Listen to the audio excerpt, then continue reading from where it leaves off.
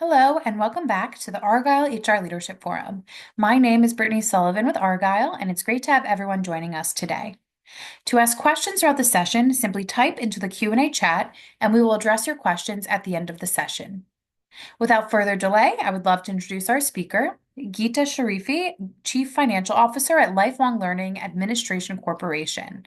We're excited to have Geeta with us for her keynote presentation titled Attracting Excellence, Talent Acquisition and Retention Strategies in Action. Welcome, Geeta, and over to you. Welcome everyone to today's presentation.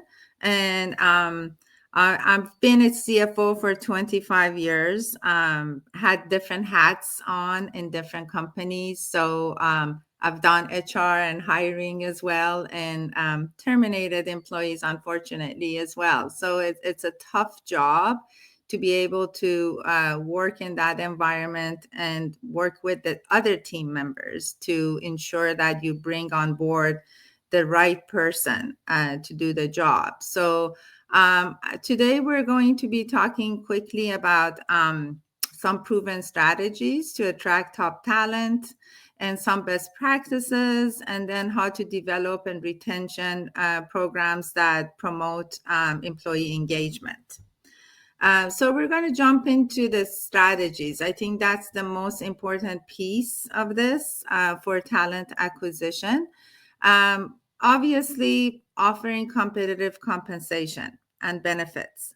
So we know we've had over 27% inflation in the past 5 years. Wages have not increased, as much. Some companies give increases, some companies did not, some did a lot. It's just all over the place. So when you put out a position out there, you're getting all kinds of different expectations, because honestly, I believe wages are all over the place. So you used to say, I hire, for example, I'm just throwing this out there, a controller for $100,000. Now they range from $100,000 to $200,000. So you don't know who's coming and who's applying for the position. I know there are some new laws. You might want to check with your legal, but now you must put the salary ranges there. But then everybody looks at that range and they want to come on at the high up. So salary is very challenging to deal with. But I always believe if you, show your company as a good culture company, you have good materials to advertise it, and also provide good benefits, then the employee will get attracted. So you just first want to make sure the employee gets attracted, or candidate gets attracted. So they come and apply for the position, and you get the right talent. You don't want all over the place candidates, so you have to go through a ton of resumes. Benefits is really critical, what you offer. So you have to be very creative as far as benefits. 100% these days, people want retirement benefits. So whichever way you do, and be creative in order to figure that out, so you can add a lot of benefits to your employees. So a couple of things these days that are really important, especially for Gen Zs or younger people that come into the workforce, is programs like, we have a program called Wellable, for example. We do all these kinds of exercises. There's an app, and then you get points, and then you get gift cards and stuff like that. So anything that's exciting, that engages them, and also they have a work-life balance, and they can use those to their advantage, is great. Obviously, anything addition to the compensation, like benefits, would be great, even incentives. Promote career advancement opportunities. So make sure that because they sometimes ask, so where can I go from here? Like, they want to move up in the organization. You want to make sure that the way you do your levels of advancements within that department, which for me is finance, we have, like, maybe I would say about 10 at different levels that people can move up to until they get to the CFO. So at least they know that there are opportunities. It's not just like one department, one position, and then they cap out and they can't move on. And then also keep providing staff development so that they can move on. Our company provides education expense reimbursement is up to close to 5,000. So and it's not taxable under IRS regulations. So that's something that you can offer so they can go and advance their education. Cultivate a strong employer brand. One thing that I think we're also lacking in my company is that a lot of our employees are not even on any of our social platforms. Sometimes I go leak, I said, what, how many followers? And so make sure you brand your company in the social media. I mean, these days people do go to social media and search, if they want to get the job, they want to see what type of advertising you have, what type of things you're doing. They don't just go right into the website. So obviously website is important, but make sure you also have a presence in social media. From Twitter or X, LinkedIn is really good.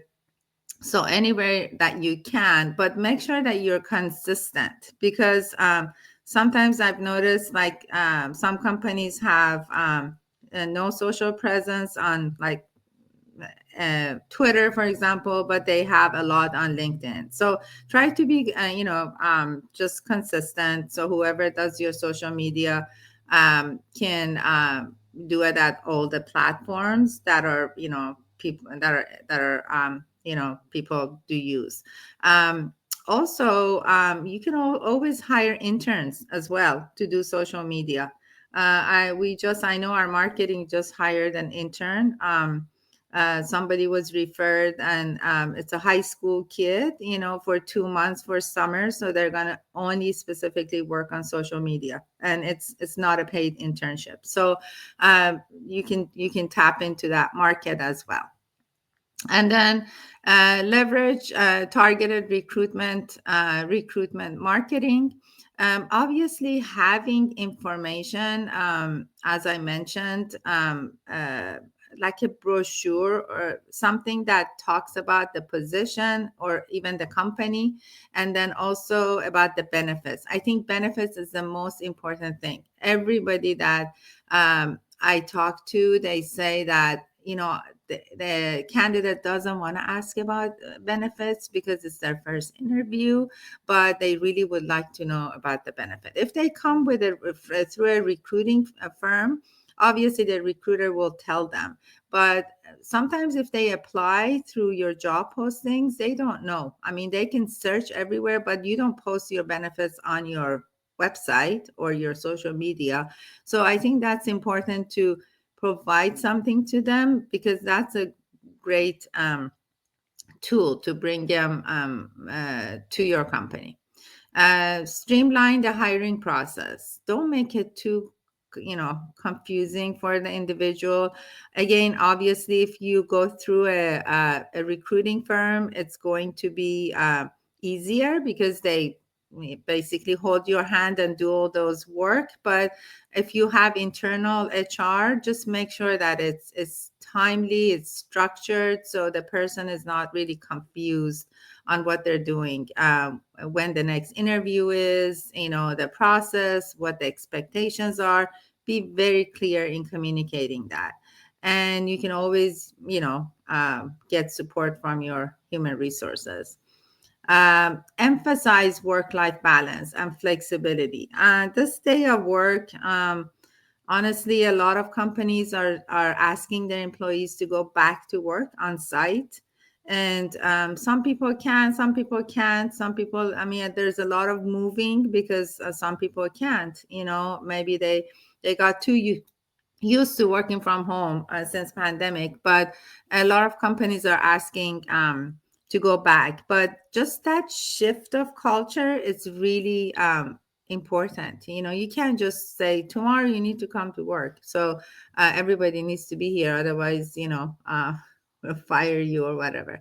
So that transition is very important. So what we did, we want to do that too with my company. We all went remote after pandemic. So what happened was I have about 60 employees that work under me in finance, and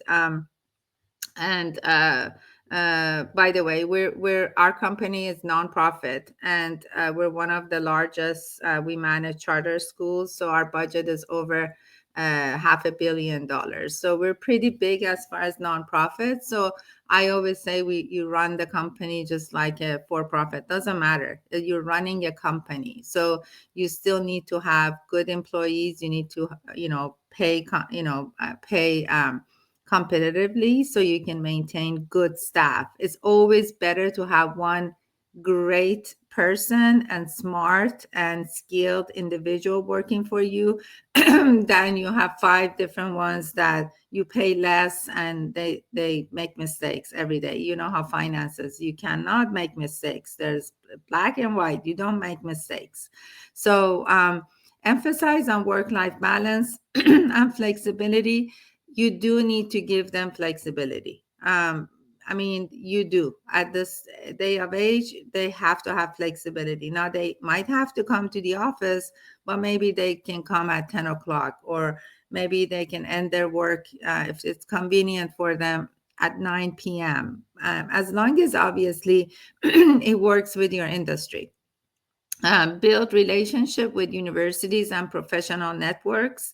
I think that's really important because we have, as I mentioned, a lot of interns working for us in all the departments. It's a myth that they see confidential information, you don't pay them. No, you do pay. You can pay them. You can have paid interns through these universities and professional networks, and you can also have unpaid interns. So but the process of hiring them is also very important because just you need to treat them just like an employee. They need to have confidentiality agreements signed. They need to go through onboarding, all of that. So just to make sure that you hire the right person, even if it's unpaid.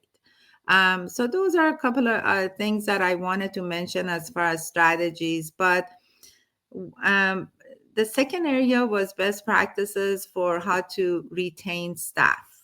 So honestly, I think this is the most important piece of it because you can bring on the employee and you might just just bring them on board and they can be there for a week or so, don't know what they're doing, and then they decide to leave because they're not happy with what they're seeing. So how can you make that experience a great experience for them, so from the get-go they're like, oh, I made the right choice, this is where I want to stay. So onboarding is very critical. When you bring someone on board, you want to make sure that so when I say you, it's the hiring manager and also the HR department. They can work together or they can work separately. So if somebody comes to my department, doesn't matter what position they have, they could be an accountant, or they could be a file clerk, doesn't matter. I send them a welcome packet, and with information from me, from desk of CFO, or from Gita. So I want to make sure that they receive that, and they can also receive it from HR. But it's different from me. When I send them the welcome packet, I want to make sure they understand who, like for example, what is our chart of it, the what is our like positions within the department, who's who within our department. I very specifically target our department, like what's going on within our department, what strategies we're working on, what our fiscal year is, anything that's related to finance. And then I want them to meet every department head or lead or manager. I'll make sure my system puts it on their calendar. So I really would like them simultaneously, while they're doing the onboarding for paperwork or application or forms and all those kinds of things that you need to get done for sure for human resources onboarding. At the same time, I want them to also, understand what our department is, what our culture is, meet with all the managers within the finance team. So that's really important. You can have them come on site. So normally for onboarding, we send them the welcome package. We schedule the first day and they come in. Obviously, the first thing they meet with HR, there's certain paperwork they have to do. But sometimes we also have an onboarding platform that they can upload their information, all the necessary informations into the system. So that needs to be done. And then I always ask around to assign a buddy. And that buddy for that individual could be anyone, during that onboarding process. And then they meet with the leadership, all the chiefs. I want them to make sure that they know who the executives are. And then obviously code of conduct and ethics and integrity. Those are the things that are really focused on. And then we also have a video that we provide to our employees when they onboard to learn about the company, where we are, what our footprints, what do we exactly do, all of that good stuff that really talks about, where we are today, and then where we are going tomorrow. So that they can walk that journey with you. That's one thing that I wanted to really, really stress, that onboarding is very critical. And the onboarding needs to be honestly very consistent within the organization, because you cannot have a very intense onboarding in finance department with me doing all these things above and beyond HR, and then marketing or I don't know, our other departments, technology does it differently. It can be done differently, but it needs to be consistent as far as information that's provided to the individual. We always set 2 weeks for onboarding for them to meet, read all the internal control process, everything that's necessary. I give it 2 weeks. But when they come on board, that 2 weeks is packed. Like there's meetings, there's schedules, there's times to read, there's tests they can take, there's all kinds of stuff. Like it's all planned for that 2 weeks. So just make sure that's organized, and then make sure they get proper training. Definitely do assign a buddy to them for the first 3 months, I would say, and then let them know how intense you are and how quick you want them to get on board and actually do the job. Because some of my roles when I bring them on board, for example, the controller role, for my company, because we manage public schools as well as we have private schools, but the public school regulation is intense. So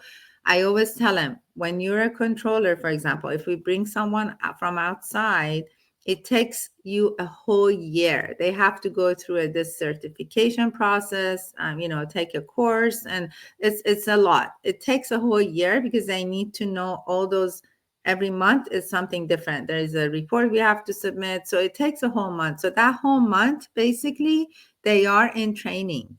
So after 1 year, if they can't take on the task and do it themselves, then we have a problem. So that's that position. But there are some other positions that maybe takes a month, so you need to kind of give them that expectation so they know what to expect. So are they supposed to just do a closing tomorrow, or can they work with the buddy and learn more about it? So what is that timeline? So just make sure that you do stress on that and make sure there's good communication as far as that goes.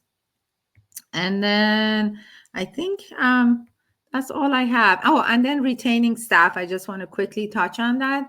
Retaining staff is important, obviously, but it all goes back to how you hire the candidates, how the onboarding was, how happy that employee is, and what you're presenting to them throughout their journey.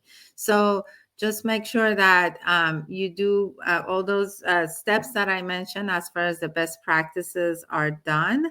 And if you have anything very specific to your industry, for example, if they travel and,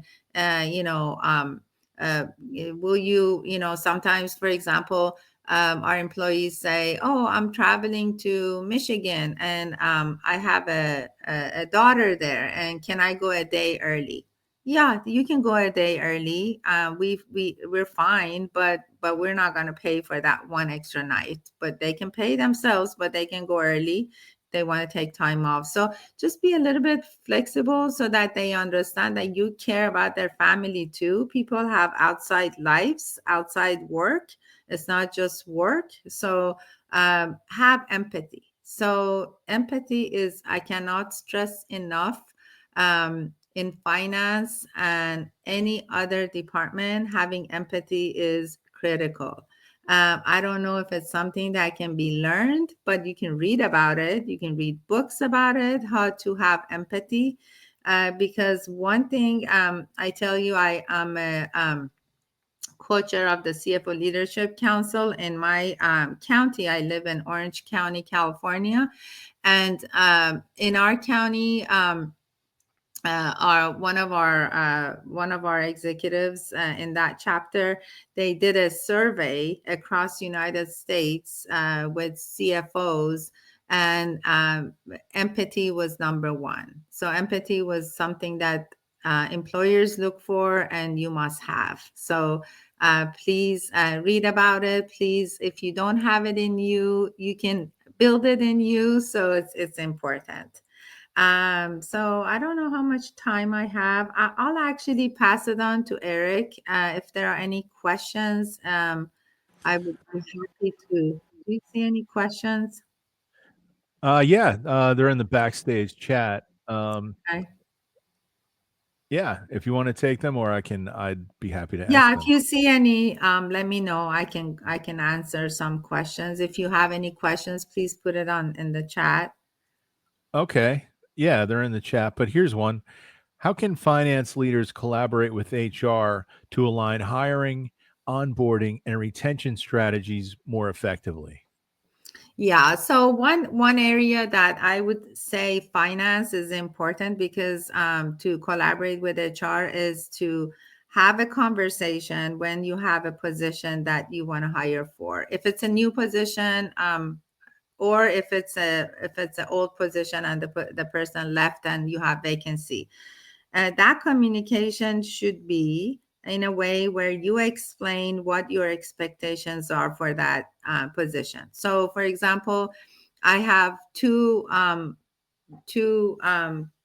departments or divisions in my finance corporate unit. One only manages expansion, anything outside California, and then one manages inside California. The outside California, all those schools that we have outside California, uh, constantly we're diversifying funding. So there are new schools we might be opening. Like tomorrow, we might go to Virginia. So it's very different. The person that works in that department, or the controller or whatever accountant that we're hiring in that position, can live anywhere in the United States. They don't have to live in California because they're going to be traveling. Then that position needs to really be quickly shifting. They cannot be a type of a personality where they just sit in a room and do their work. They have to be, very social. They have to and be able to shift from one project to another project, because tomorrow they have to do maybe a financial modeling for one state. The next day they might be doing for another state. They need to learn regulations from different states. But if they're in California, it's only concentrated on California, and California has its own rules. So that personality, or what type of a person I want, it's really hard to put in the job description. So I want to have that conversation with HR to make sure they understand when they get those calls and they're screening for the right person. So and then I always want to review when HR puts a summary of the position on job postings.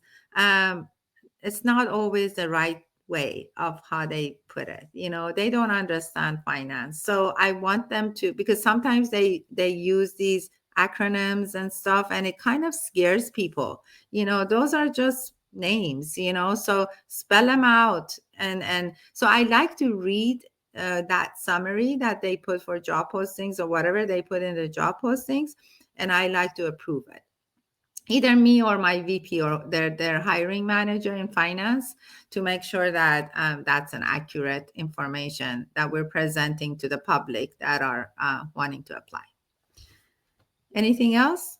Yeah. Here's one. I think we have time for one more. How can finance teams use data and analytics to improve hiring decisions and predict candidate success? Yeah, so that goes back to what type of analytics you have, right? So about 2 years ago, I hired an analytic person. It's actually a data scientist. I added a position in my department because they collaborate with our technology. So we have a lot of data as far as how our employees are performing. So for example, accounts payable, how many invoices they run. If this person runs 400 invoices a month and the other one 10, something's going on with that 10. So obviously you need to have the data. So for example, with us, we have the data. You might not have the data. So the first step is to have the data and have kind of a data lake and start collecting those types of data. And then also make sure HR is collecting that data, because they might have the data, but the data might be all over the place. So I use my data scientist to do all of that. So he gives us all kinds of information to see where the gaps are. So for example, if we want to open a new position, I had this case I can give you just a couple of weeks ago. My national finance VP came to me and said, I need to hire another accountant. And I said, okay, why don't you take 2 weeks, go and analyze what they do throughout the day. I want get their job description, add their duties, whatever they do, and then give it time, 2 hours here, 5 hours here. So at the end of the day, when he came back to me, we noticed that the controller was working like 1.25 full-time equivalent. The accountant was working like 0.5, they were not, at the high level of utilization. And so they were all over the place. So we looked at those duties, we shifted, because we had the data. He was able to pull the data, and we shifted some of those responsibilities that were not at the controller level to the accountant. So the accountant became one full FTE. The controller was also one full FTE, and they had, comfortable work responsibilities. And then we realized we don't need to hire another person. So having the data, I think, is important, and start gathering data. We hired an outside consultant to come and work with our KPIs in general. We've been working on it for the past 2 years, believe it or not, and we have great reports, but we didn't have as many data, and we had to clean up a lot of data as well before using it. So that's why I hired that data scientist in my department, and it's amazing, because he's done stuff that are make our life so much easier. So you can utilize that to coordinate and collaborate with HR. Thank you. Thank you again, Geeta, for an incredible keynote. I also want to thank everyone else for joining us today. This session, along with all of today's content, will be made available on demand following the event. This officially concludes the Argyle HR Leadership Forum. Thank you again for joining us today and engaging in our content, and we look forward to seeing you at our next Argyle Digital HR event soon. Have a great rest of your day.